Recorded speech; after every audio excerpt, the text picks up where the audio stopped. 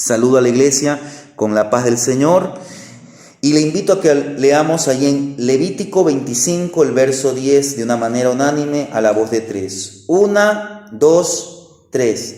Y santificaréis el año 50 y pregonaréis libertad en la tierra a todos sus moradores. Ese año os será de jubileo y volveréis cada uno a vuestra posición y cada cual volverá a su familia. Hermano Miguel, diríjanos nuevamente una palabra de oración.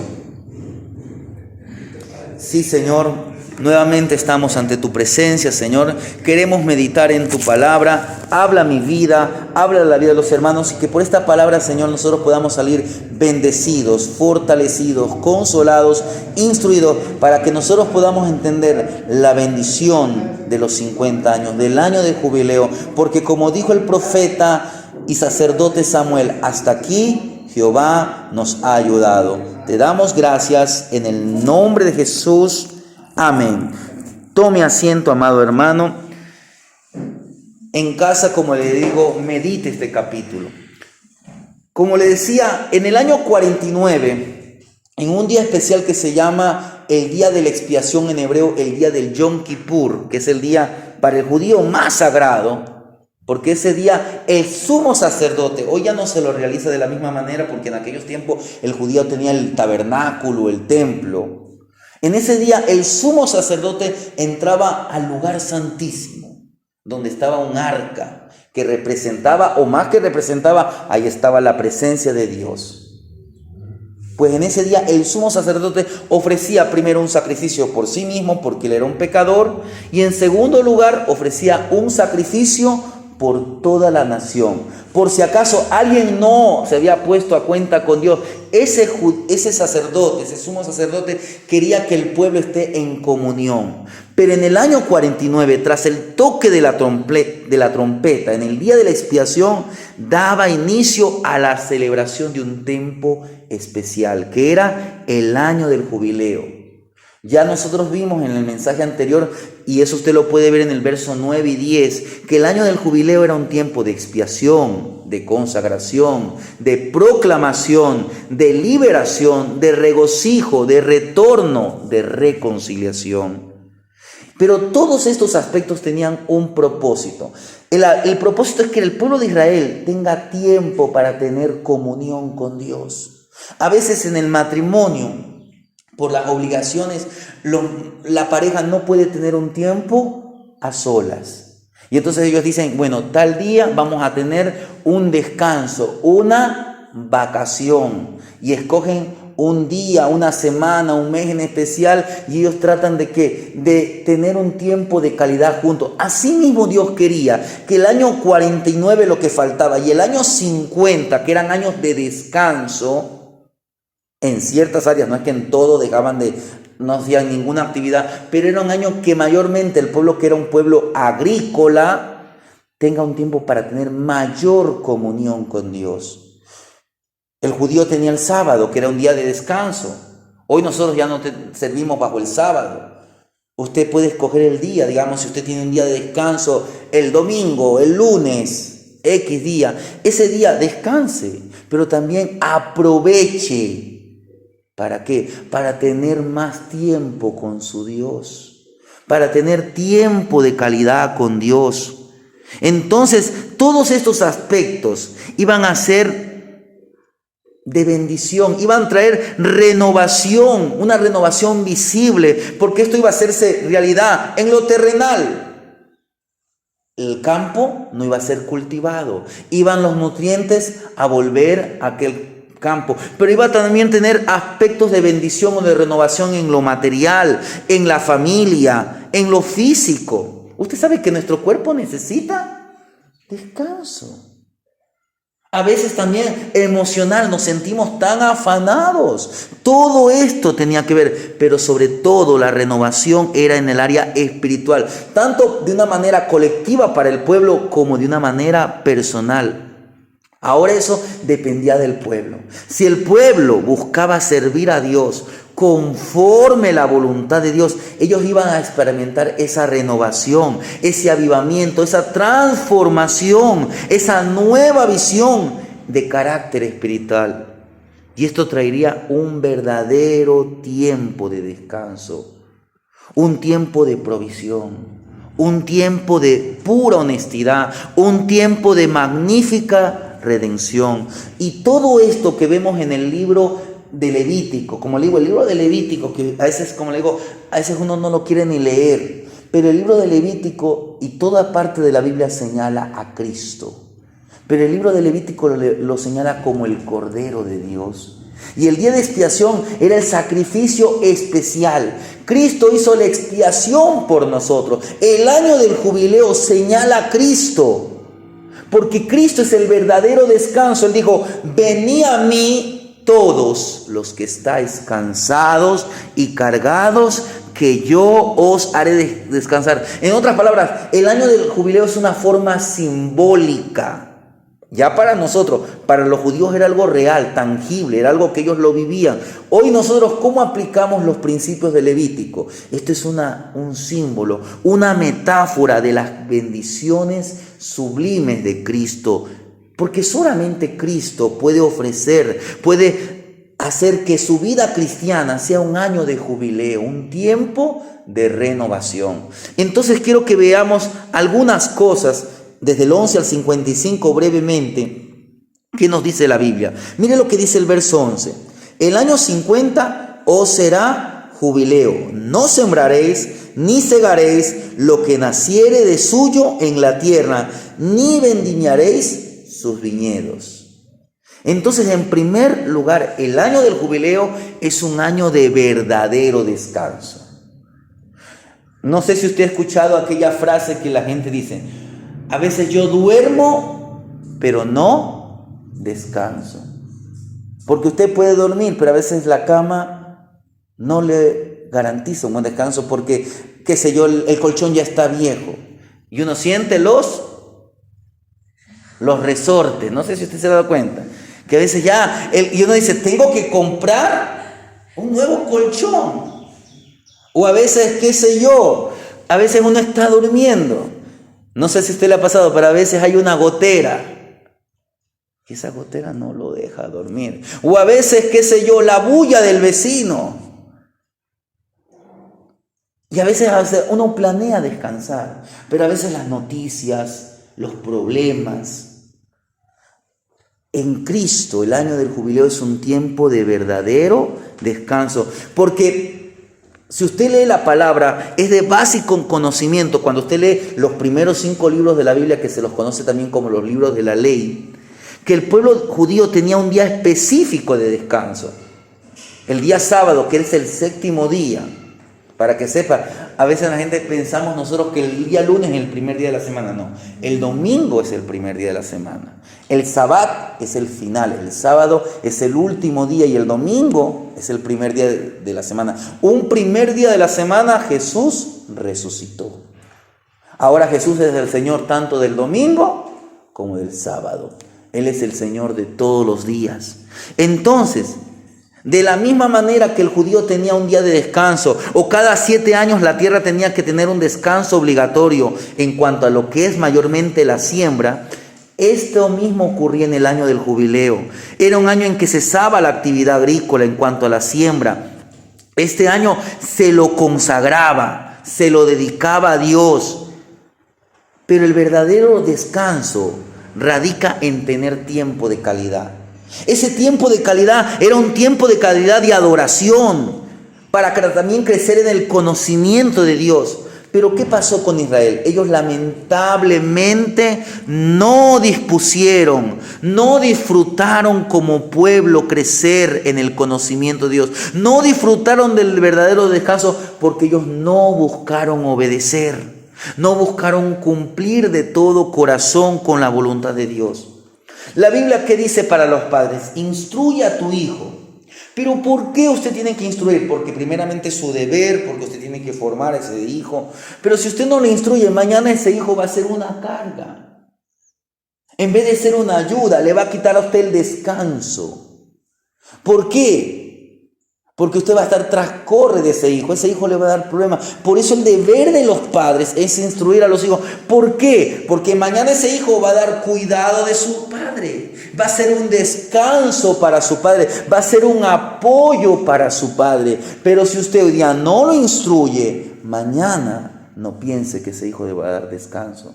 Tal vez le vaya a dar quejas, problemas. Por eso es el deber que usted instruya, corrige y ponga en práctica lo que la palabra de Dios dice. Por ejemplo, si yo le leo lo que dice Hebreos capítulo 3, mire lo que nos dice el libro de Hebreos.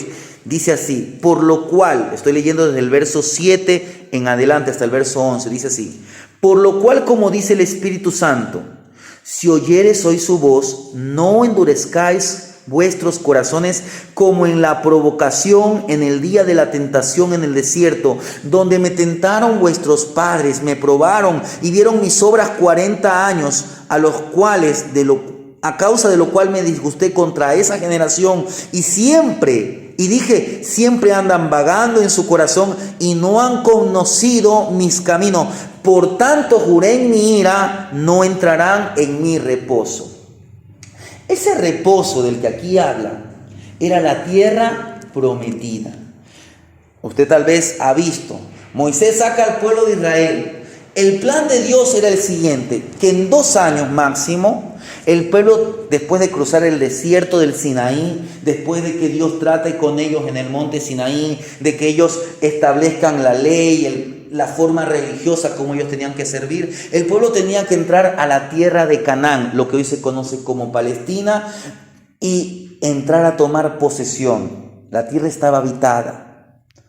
Pasaron los 2 años, pero cuando ellos estaban en los límites y se manda un grupo de espías, 12 hombres, a conocer la tierra, ellos dicen, bueno, la tierra es buena, pero en la tierra hay gigantes. Y nosotros no vamos a poder con esos gigantes. Regresemos. Nos comenzaron a murmurar, un pocotón de cosas pasó. Entonces Dios dijo, porque no era la primera vez que el pueblo desobedecía, no era la primera vez que el pueblo murmuraba. Entonces dijo Dios en su ira, una ira santa, una ira justa, no una ira como la del hombre. Por tanto juré en mi ira, no entrarán en mi reposo. Esta generación no se merece la tierra prometida porque ellos desecharon. No porque Dios no les quería dar, sino porque ellos desecharon las promesas de Dios. ¿Quiénes entraron? La siguiente generación. ¿Pero qué pasó hasta eso? El pueblo tuvo que vagar 38 años en el desierto, más los 2, 40 años. Toda esa generación murió en el desierto y la siguiente generación con nombre Josué entró en la tierra prometida y Dios le dio a esa generación la tierra prometida. Pues esa tierra iba a ser como una especie de descanso. Pero aún a los que aún entraron en la tierra prometida ni siquiera disfrutaron de la tierra prometida. ¿Por qué? Porque de la misma manera no obedecieron detalladamente. No cumplieron como debía ser la voluntad de Dios. El verdadero descanso lo encontramos cuando usted y yo anhelamos la agradable voluntad de Dios. Mire lo que dice en Hebreos capítulo 4, del verso 8 al verso 13. Dice así: porque si Josué, el líder con el que conquistaron la tierra prometida, les hubiera dado el reposo, no hablaría después de otro día. Por tanto, queda un reposo para el pueblo de Dios. Porque el que ha entrado en su reposo también ha reposado en sus obras como Dios de las suyas. Procuremos, mire cómo utiliza esta palabra el escritor de Hebreos, procuremos. Dispóngase, pues, a entrar en aquel reposo para que ninguno caiga en semejantes ejemplo de ¿qué? De desobediencia. Ese fue el problema de Israel y ese a veces es el problema con nosotros. Y ahí mire, viene lo más importante. Porque la palabra de Dios es viva y eficaz y más cortante que toda espada de 2 filos y penetra hasta partir el alma y el espíritu, las coyunturas y los tuétanos y discierne los pensamientos y las intenciones del corazón. Y no hay cosa creada que no sea manifiesta en su presencia. Antes bien, todas las cosas están desnudas y abiertas a los ojos de aquel a quien tenemos que dar cuenta. En otras palabras, ¿dónde usted encuentra la voluntad de Dios? Es en la palabra. Poco a poco usted comienza a ordenar su vida por la palabra. ¿Estaba en fornicación? No, a Dios no le agrada eso. Yo tengo que escoger dos cosas. O bien me separo o bien me caso con esa persona. Pero yo no puedo vivir en fornicación. A mí me gusta la mentira, pues tengo que alejarme de la mentira. Yo soy un hipócrita, tengo que vivir una vida honesta. Dios nos habla por su palabra. Jesús es nuestro verdadero descanso. Él es como el buen pastor. Mire lo que dice un salmo, aunque no vaya allí porque es un pasaje muy conocido. Lo que dice en el libro de Salmo capítulo 23, el verso 2 y 3, dice que Él es el buen pastor. Jehová es mi pastor y nada me faltará. Y el verso 2 y 3 dice, en lugares de delicado pasto me hará descansar, junto a aguas de reposo me pastoreará. Y yo le voy a contar una pequeña anécdota. Esta anécdota la proporciona la hermana Cindy Hess Casper de Ministerios Nuestro Pan Diario. Ella comenta así: a veces nuestro perro se altera tanto que tiene convulsiones. Para prevenir que eso suceda, tratamos de calmarlo, lo acariciamos, le hablamos con voz suave y le decimos que se acueste y descanse. Pero cuando oye, acuéstate y descansa, mira por otro lado y empieza a quejarse. Finalmente, con un dramático suspiro de resignación, obedece y se tira al suelo. En ocasiones, nosotros también necesitamos que nos recuerden que debemos descansar. Por eso es que en el Salmo 23 aprendemos que nuestro buen pastor, en lugares de delicados pastos, nos hace descansar, que nos guía, dice, junto a aguas de reposo. Sabe que nos falta la tranquilidad, que nos falta descanso, y aún cuando nosotros no nos damos cuenta, a veces usted no se da cuenta. ¿Cuándo se da cuenta? Cuando comienza a tener ciertos síntomas y va donde el doctor y el doctor le toma la presión y dice, está en 160, está en 170, está en 180. Y usted dice, ni me he dado cuenta. Ningún cuerpo está diseñado para no descansar. Nuestro cuerpo está diseñado para descansar con regularidad. Dios mismo, aunque no es que Él estaba cansado, pero Él tomó un descanso cuando terminó la obra de la creación. Jesús sabía que había un tiempo para servir a las multitudes y otro tiempo para descansar. Jesús tenía un cuerpo físico, se descansaba. Lo vemos cansado en la barca, durmiendo en la barca. Y Él le dice, hace una invitación, venid, le dice a sus discípulos en Marcos 6:31, venid vosotros aparte y descansad un poco. Cuando usted y yo descansamos, nos renovamos, nos reenfocamos. Si llenamos todo el tiempo con actividades, incluso con cosas válidas, Dios suele captar nuestra atención y hacernos un llamado. Nos llama a acostarnos, nos llama a descansar, porque el descanso es una dádiva, es un don. A veces las personas dicen, yo no puedo dormir por la noche, tengo insomnio. Por eso usted antes de dormir, ore, ponga sus sueños en las manos de Dios, porque a veces tenemos sueños que nos quitan el descanso. No, descanse. Esto es una buena dádiva de nuestro Creador, que sabe exactamente lo que usted y yo necesitamos. Entonces esa es una de las razones por darle gracias a Dios. Alábele a Dios, ¿por qué? Porque Él nos hace descansar en delicados pastos. ¿Y dónde usted encuentra esos delicados pastos? Es en la palabra de Dios. Entonces cuando usted tiene una relación con su buen pastor, es ahí cuando nuestras fuerzas espirituales se renuevan, nuestras fuerzas físicas son renovadas aún.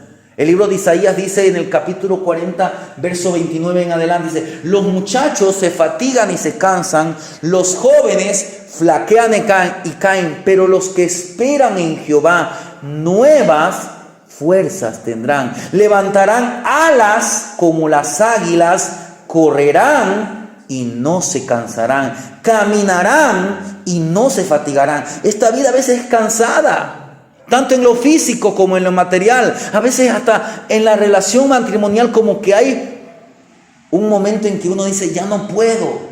Pues para que usted renueve su amor. Y esto es algo que los matrimonios, las parejas tienen que hacerlo constantemente. Tienen que ir a Cristo porque Cristo es la fuente del verdadero amor. Pero el año de jubileo, volviendo a Levítico, además de que es un año de descanso, era un año de provisión. Quiero que me entiendan por qué era un año de provisión. Ese día los judíos ese año no sembraban. Entonces, ¿cómo se iban a alimentar? Bueno, de lo que dé. Pero a veces uno dice, pero este año no ha dado como el año anterior. Si usted no siembra papa, no va a haber papa. Usted tiene que sembrar. No todos los alimentos usted tiene que, como decir, bueno, tal vez un limón, todos los años le da limón, el manzano, pero el choclo, usted todos los años la misma mata de choclo le está dando choclo. No, esa mata se seca y hay que sacarla y volverla a sembrar. Pero Dios hacía algo especial en el año 50. Era un tiempo de provisión. Mire lo que nos dice el verso 12 del capítulo 25. Si alguien encuentre de lectura para avanzar. 25 de Levítico, verso 12.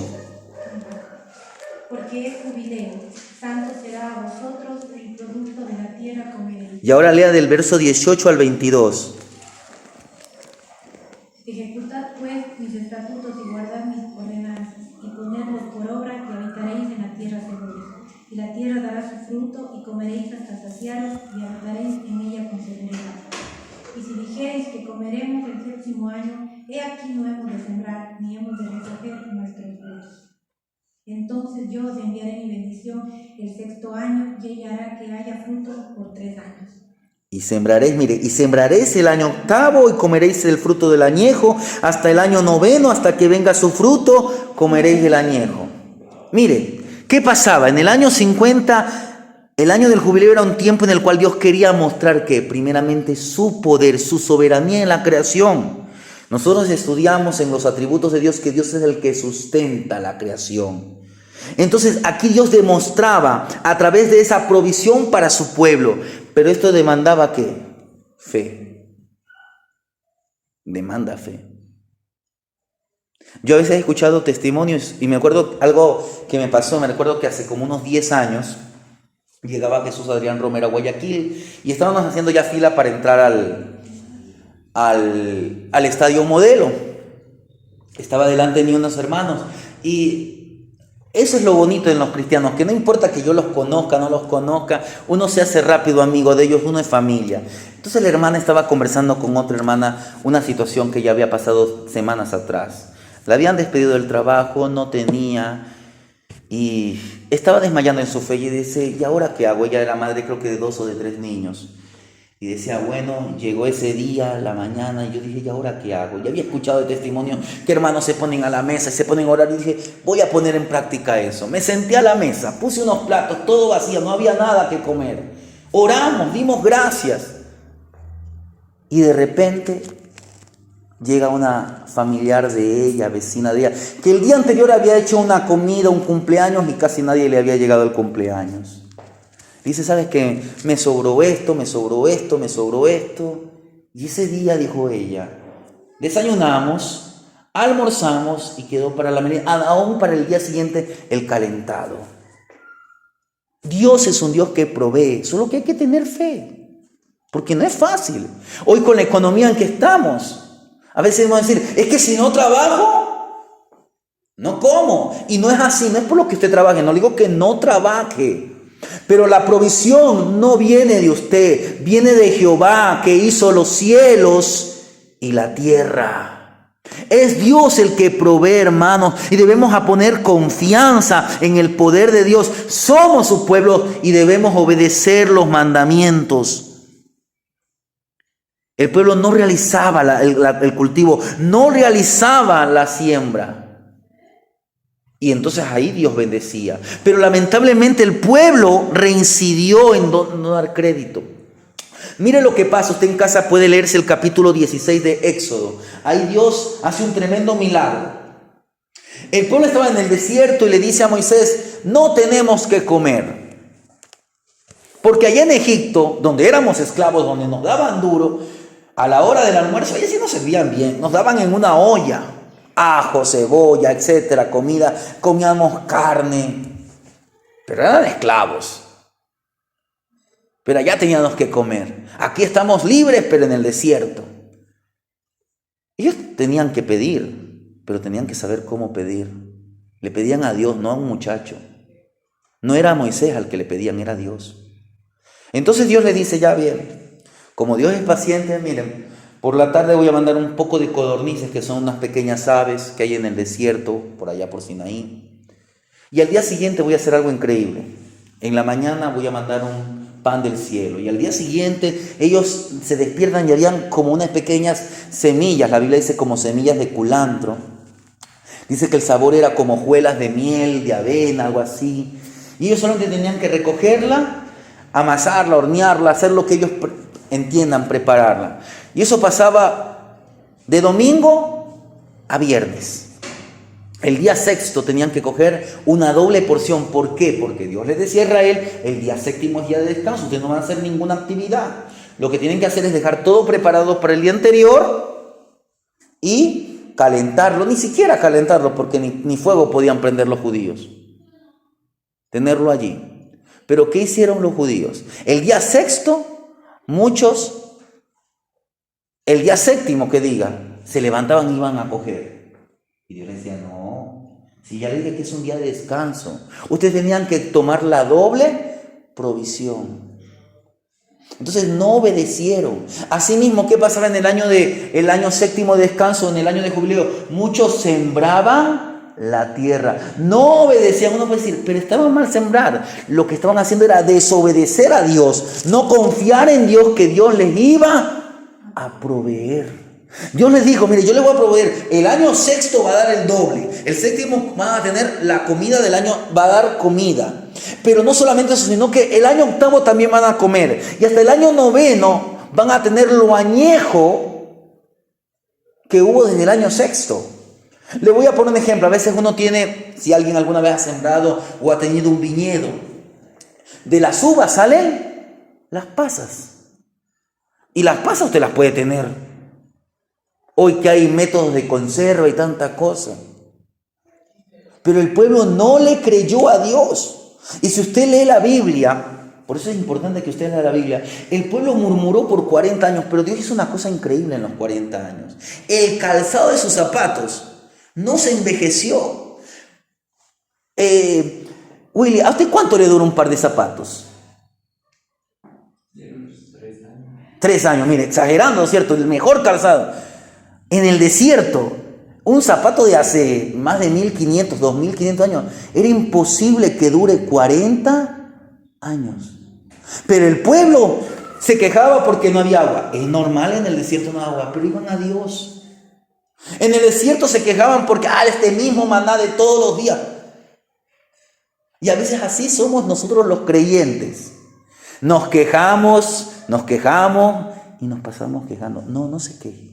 Tal vez si usted no ha escuchado esta palabra, pero hoy que usted escuche esta palabra, cuando vengan los problemas, doble rodillas y adore a Dios primeramente. Y dígale, Señor, hazme entender por qué tú estás permitiendo esto. ¿Qué es lo que tú deseas enseñarme? ¿Qué es lo que yo necesito aprender de ti? No caigamos en la queja, en la murmuración, porque entonces usted no va a disfrutar de la provisión.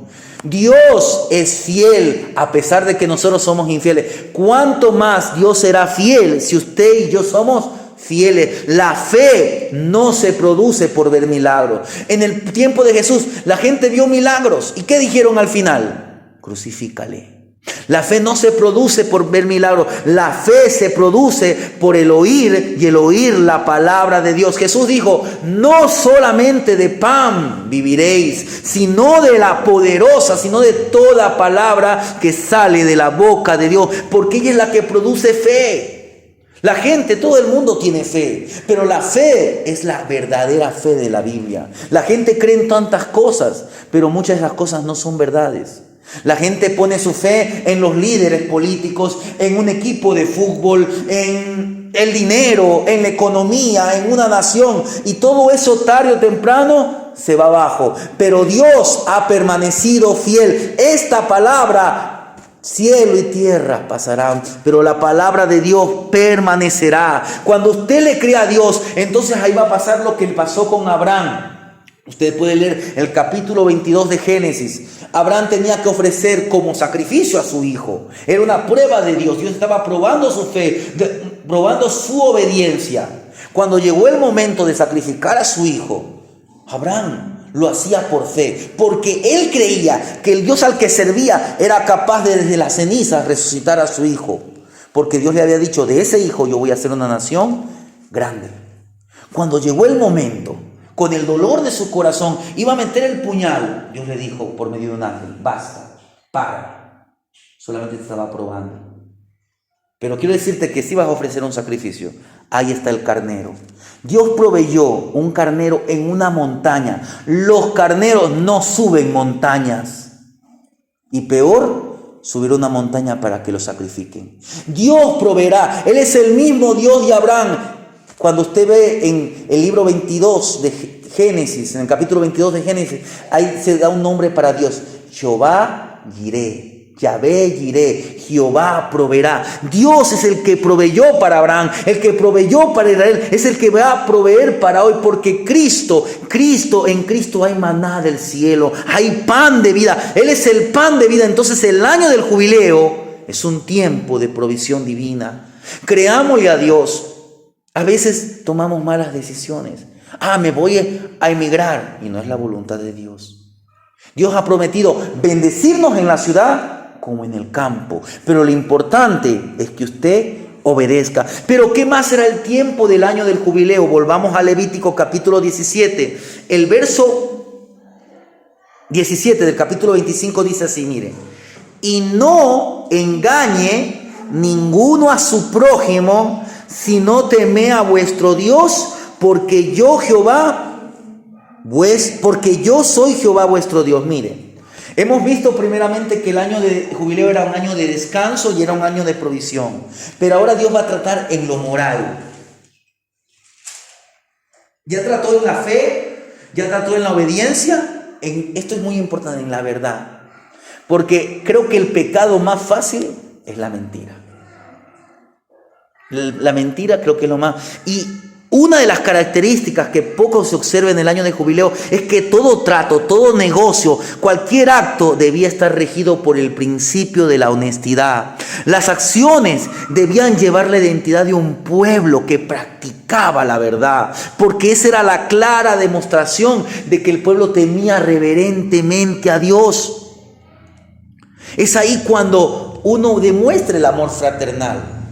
Si usted le está mintiendo a alguien, usted no está amando al prójimo. Por eso es que el primer prójimo es el padre. Honra a tu padre y a tu madre. ¿Y quiénes no le hemos mentido a nuestros padres? Cuando nosotros le mentimos a nuestros padres, no lo estamos honrando. Tenemos que decir, aunque nos duela, aunque por eso venga una reprensión, un castigo, aunque a veces dice, pero es que me va a llamar la atención, ya lo conozco, ya se va a poner molesto. Hable la verdad. Hable la verdad. Es mejor vivir bajo el principio de la honestidad que vivir bajo la mentira, porque la verdad demuestra amor fraternal, amor al prójimo. Nuestro Señor es quien puede hacernos fieles practicantes de una vida marcada por la verdad y la honestidad. ¿Por qué? Porque Jesucristo es el camino, Jesucristo es la verdad, Jesucristo es la vida, y Jesús nos marca con su amor y con su perdón, porque eso también tiene que ver. Todo trato tenía que ser marcado con el amor, con la verdad y con el perdón. Esto se hace visible cuando nosotros amamos aún a los más indignos. Era un año en que tenía que estar marcado por el amor. Tal vez, voy a poner un ejemplo, yo tenía bastante provisión. Este año Dios ha sido tan fiel, pero el vecino tal vez no estaba teniendo tanta provisión. Entonces Dios me bendecía a mí. ¿Pero para qué? Para bendecir al vecino. Eso también demuestra el amor. Y vecino, a usted le va bien en los cultivos porque a mí no. Ay, no, vecino, a ti también está mal. No tengo. Entonces yo no estaba practicando la verdad. ¿Pero por qué? Porque no había amor en mi corazón. Entonces, si Dios lo bendice, mire, todo esto tiene práctica en nuestros días. Esto no solamente quedó para la ley. Sí, ya no hacemos los sacrificios, pero practiquemos estos principios válidos. El amor al prójimo. Sea verdadero y esté dispuesto a perdonar. Porque si amamos a nuestro prójimo, amaremos y perdonaremos como hemos sido perdonados. Porque en Cristo hallamos el camino al perdón. Mire, este camino de honestidad nos lleva al perdón. ¿Por qué? Porque usted es honesto. Usted es honesto consigo mismo, que usted también es fallo. Y que el Señor nos ha perdonado. Y el Señor nos bautiza con Espíritu Santo. ¿Pero para qué? Para que el Espíritu Santo que mora en el corazón. Ahora el bautismo con el Espíritu Santo es una experiencia poderosa. Por eso usted anhele cumplir la palabra de Dios, para que usted tenga un encuentro con Dios. Nosotros como Asamblea de Dios somos una iglesia de tendencia pentecostal. ¿Qué significa que somos pentecostales? Que nosotros creemos que el Espíritu Santo sigue actuando como cuando empezó la iglesia. El Espíritu Santo, que es Dios, hace milagros. Habla por su palabra, pero personalmente nos habla no doctrinalmente, sino como un consejo, por sueños, por visiones. Dios sigue hablando de muchas maneras, pero también el creyente puede disfrutar de lo que se llama la experiencia del bautismo con el Espíritu Santo, donde uno tiene una experiencia sobrenatural. Y ahí es lo que se conoce como el don de lenguas. Ahora, el bautismo con el Espíritu Santo no solamente parece, yo hablé en lengua, yo tuve una experiencia personal. No. Primero es para que nosotros, conociendo el poder de Dios en nuestra vida, hablemos con autoridad el Evangelio de Cristo. Cristo dijo, y me seréis testigos en Judea, en Samaria y hasta lo último de la tierra. Pero primero dijo, recibiréis poder. El bautismo del Espíritu Santo es para que el Espíritu Santo, al tomar dominio de nuestras vidas, nosotros amemos aun aquellos que son indignos de nuestro amor. El bautismo del Espíritu Santo nos renueva en el amor fraternal. Y entonces usted vive bajo el principio de la honestidad. Entonces a cada paso se refleja que el año del jubileo es un tiempo de pura honestidad. No estoy hablando solamente de un día.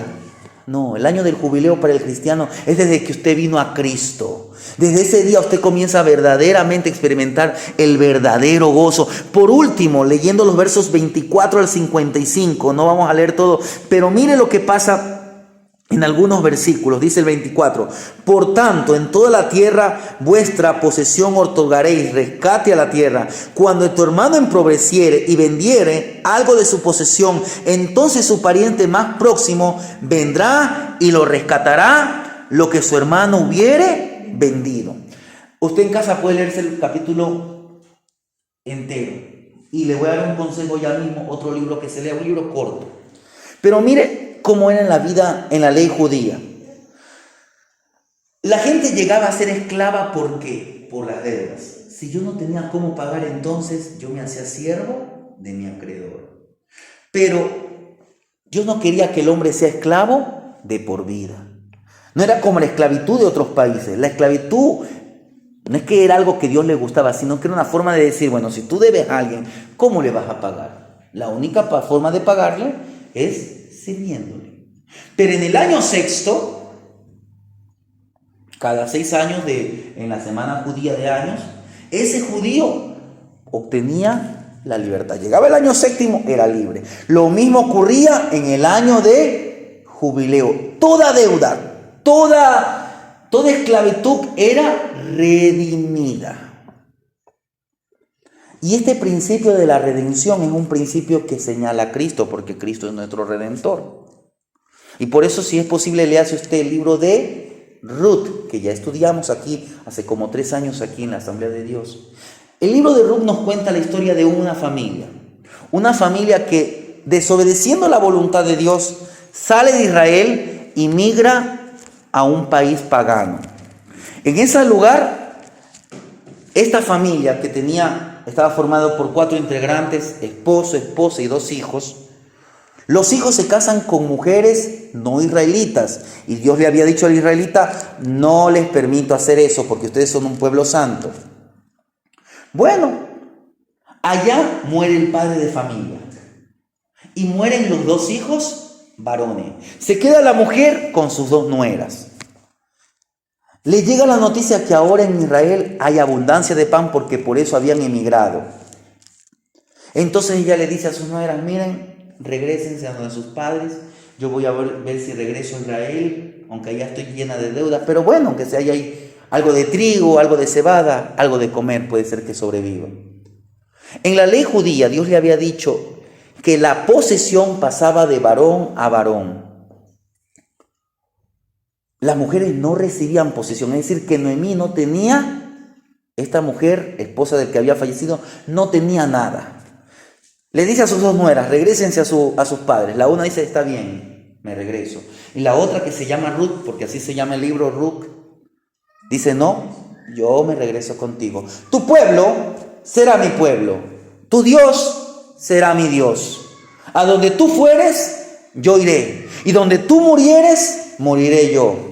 No me pidas que me aleje de ti. Entonces la mujer dice, ya no le puedo decir nada a esta muchacha. Vamos. ¿Cómo hacían con las deudas?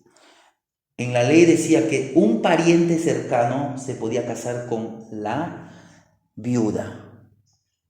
En este caso no como Noemí, porque ella era una mujer anciana, sino tal vez quien podía tener opción era Ruth. Y este hombre podía levantar descendencia. Pero además, este pariente, si era un hombre rico, podía pagar la deuda. Y Dios ya tenía escogido a un hombre, tal vez hasta mayor que Ruth, que se llamaba Boaz. Y ahí usted lea el libro de Ruth porque es una historia de romance y redención. A las hermanas le va a encantar el libro de Ruth, porque es una historia romántica. Pero ahí usted ve un aspecto de Cristo como nuestro Redentor. Porque ese hombre Boaz, él era un hombre pudiente y un hombre que llegó a enamorarse de Ruth, una mujer pagana. De la misma manera, usted que nosotros no éramos pueblo de Dios, no somos judíos, hemos sido redimidos por nuestro Redentor, nuestro pariente cercano, porque para eso el Hijo, Dios Hijo, se hizo hombre, se hizo pariente cercano a la humanidad, para Él ser nuestro Redentor. Entonces, hoy usted y yo somos redimidos por nuestro pariente Redentor. Así como Ruth fue redimida por el hombre rico, Jesucristo es el Rey de Reyes, el Señor de Señores, el dueño de toda la tierra. Él pagó nuestra deuda impagable. Él nos redimió con su sangre. En Cristo, esta historia de Ruth, esta historia del jubileo se renueva día a día, se renueva como aquellos votos de amor que deben ser renovados constantemente.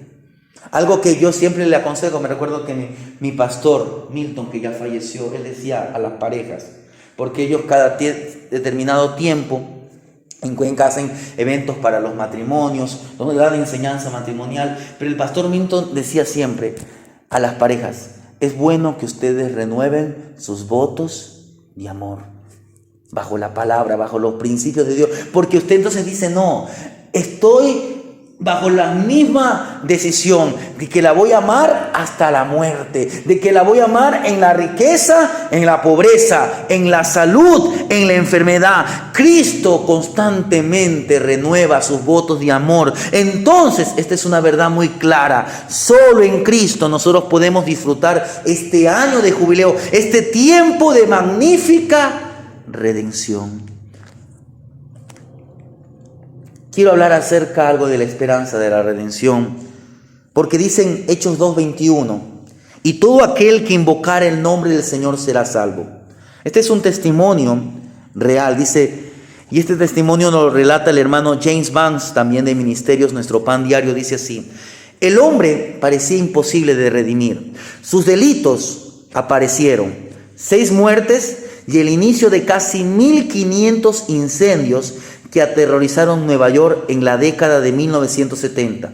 Dejaba cartas en las escenas de los crímenes, burlándose de la policía hasta que finalmente lo detuvieron y lo condenaron a 25 años de cárcel sucesiva por cada asesinato. Multiplique 25 por 6, le da 150. En otras palabras, le dieron cadena perpetua. Sin embargo, Dios lo logró. Hoy cree en Cristo. Pasa horas leyendo la Biblia. Tras expresar sinceras disculpas a los familiares de las víctimas, ora por ellos. Preso durante más de 40 años, este hombre que parecía imposible de redimir, encuentra esperanza en Dios y declara, él está en una prisión, pero él declara, mi libertad está en una palabra, Jesús. Las Escrituras hablan de otra conversión poco probable. Antes de encontrarse con el resucitado Cristo, Saulo de Tarso, que luego se transformó en el apóstol Pablo, respiraba amenazas y muerte contra los discípulos del Señor. Eso usted lo lee en Hechos 9:1. Sin embargo, Jesús transformó su corazón y su vida y se convirtió en uno de sus más grandes testigos y más poderosos de los apóstoles. Él complotaba para matar a los cristianos. Dedicó su vida luego a comunicar la esperanza del Evangelio. Dios transformó su vida. Dios eso es lo que hace. Tal vez usted no ha vivido una vida tan metida en el pecado. Dele gracias a Dios. Porque el pecado trae consecuencias. Mire, Dios lo libertó a este hombre espiritualmente, pero este hombre sigue en una cárcel. Usted no ha llegado a esos puntos. Dele gracias a Dios. El Señor lo vino a redimir. La redención es un milagro. Nadie, hermanos, merece el perdón. Pero Jesús es un Salvador poderoso. Él salva perpetuamente a los que se acercan en Él. Para concluir este mensaje, el año del jubileo, hemos visto que es un tiempo de renovación. Se renueva nuestro descanso, se renueva nuestra provisión divina, se renuevan nuestros principios de honestidad, de amor fraternal, se renuevan nuestros votos de amor que nos ofrecen magnífica redención. Todo esto es renovado en Cristo. Él nos guía hacia aquella fuente de vida viva, la cual nos refresca, la cual nos renueva, la cual nos da nuevas fuerzas en medio de la carrera de la fe, en la vida diaria. Un consejo: deténgase un minuto en su día y dele gracias a Dios. Ore, descanse en la palabra de Dios y avance en Cristo. No viva la vida corriendo. Es bueno hacer una pausa y ver cómo le estamos sirviendo a Dios. Si no le hemos pecado, abogado tenemos, vayamos a los pies de Cristo. Él nos ofrece su perdón. Entonces usted va a hacer realidad que el año del jubileo sea un tiempo de renovación. A Él sea la gloria por los siglos de los siglos. Amén. Amén.